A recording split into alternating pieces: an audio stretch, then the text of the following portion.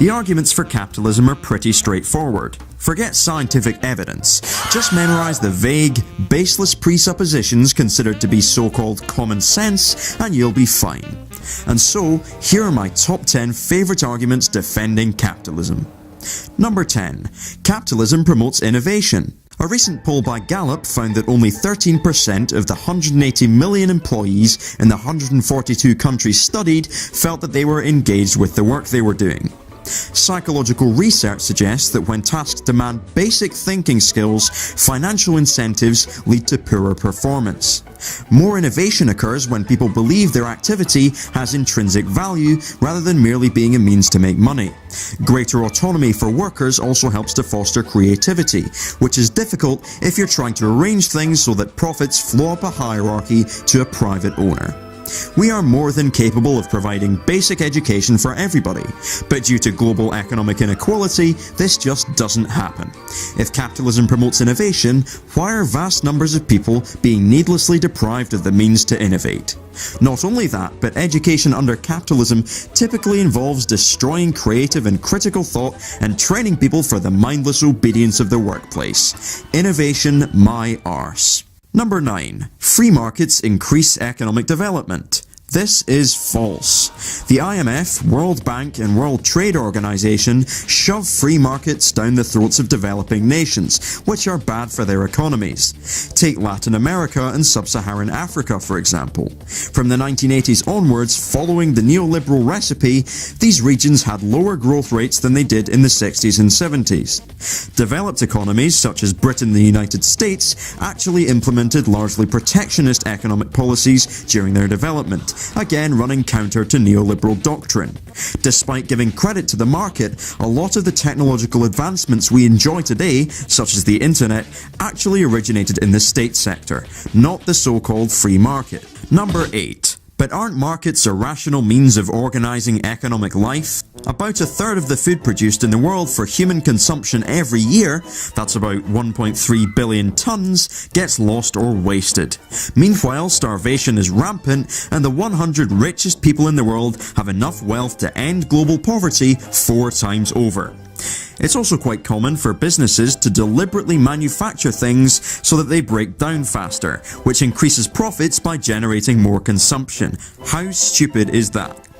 Keynes predicted in 1930 that by the turn of the millennium, technological innovation would result in a 15-hour work week. This is technologically possible, so why aren't we working 3-hour shifts? Because markets don't let us. Instead, we find hordes of people doing bullshit jobs, the wages of which will most likely be spent on bullshit products that people have to be made to want. Rational, my arse. Number 7. But surely we can prevent bad business practices through ethical consumerism. Businesses can easily get around this. Firstly, the mass media are structured to their benefit. Media corporations make profits by selling audiences to advertisers. They are economically structured to cater to the needs of big business, and as such, they are unlikely to give out information that exposes bad practices. Secondly, manufacturing just one product can involve many different corporations across the globe. Being an ethical consumer requires processing loads of information, and even if you get to a point where you know who's doing what, at the end of the day, you can only vote with your money if you actually have any money. Number 6. Don't government regulations address the question of bad practices? Politicians tend to represent who pays for them, not who votes for them. It's difficult to expect politicians to clamp down on corporations engaging in bad business practices when these very same corporations are the people who pay for them to be there. Government regulations are necessary within a capitalist system, but they're only a temporary solution, and they do not address the underlying causes of exploitation at the heart of the capitalist structure, unlike worker control, which does. Number 5. But don't you buy things from corporations? Doesn't that make you a hypocrite? This is like saying you can't drive a Volkswagen Beetle without being a Nazi, or that you can't use the Moscow Metro without being a Stalinist. That's fucking asinine. Number 4. Capitalists put risk into their businesses. Surely they should own them. Although mildly challenging at first, this still fails.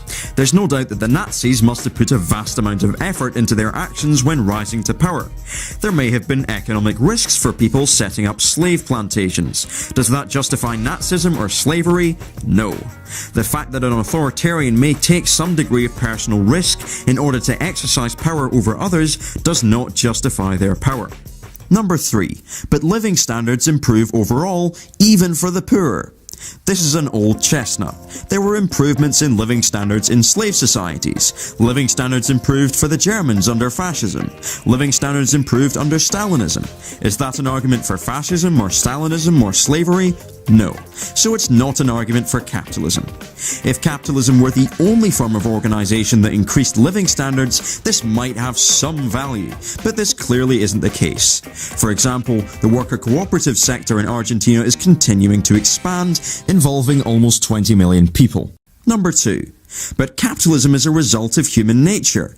This is another old chestnut. Humans have existed for 200,000 years, whereas capitalism has existed for 200 years. The idea that capitalism is somehow written into our genetics is pretty dubious. Almost all of us will act like communists at some point in our everyday lives, simply because it's the intuitive thing to do. We have a need to form into little groups of friends with whom we have communal relations and support one another. And it's not as if we have to be forced to do these things, we do them because they're natural and enjoyable. Without this kind of interaction, it's likely that people will feel pretty lonely. And if you charge your friends every time they ask you to help them out, you can be pretty sure that you won't be friends with them for much longer. There are numerous scientific studies demonstrating that cooperation is an integral part of human behavior.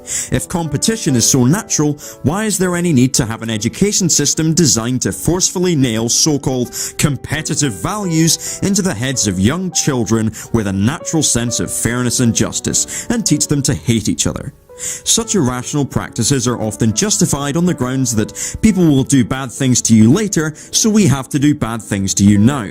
This is not natural. This is institutionalized sadism. There is absolutely no biological justification for the means of production to be privately owned, for workers to be controlled by bosses, or for goods and services to be allocated in a market fashion. Number 1. Capitalism is the only system that's possible. There is no alternative. If you convince people that capitalism is a completely irrational and destructive system with devastating consequences for humans and their environment, and they've run out of all of their other excuses, this is what they'll come up with. If there's no alternative to capitalism, we should be pretty upset. A study published in a journal called Ecological Economics suggested that our civilization is headed for irreversible collapse due to mounting economic inequality and environmental destruction. The need for social change is very clear, and alternatives are in fact possible. By alternatives, I do not mean some centrally planned Leninist state. I mean libertarian socialism, in which the workers, not the government, own and control the means of production, and the surplus-producing workers control the surplus. The anarcho-syndicalists of the Spanish Revolution managed to create a working alternative to capitalism, taking the Spanish economy under worker control, expanding the healthcare system, and improving literacy rates. In summary, capitalism really isn't all it's cracked up to be. We have nothing to gain from defending it, and alternatives really are necessary, possible, and more ethical than what we have. Don't believe everything you're told in the media, and don't just trot out these rehashed, terrible phrases that mean nothing and are often completely inconsistent with reality. Thank you for watching.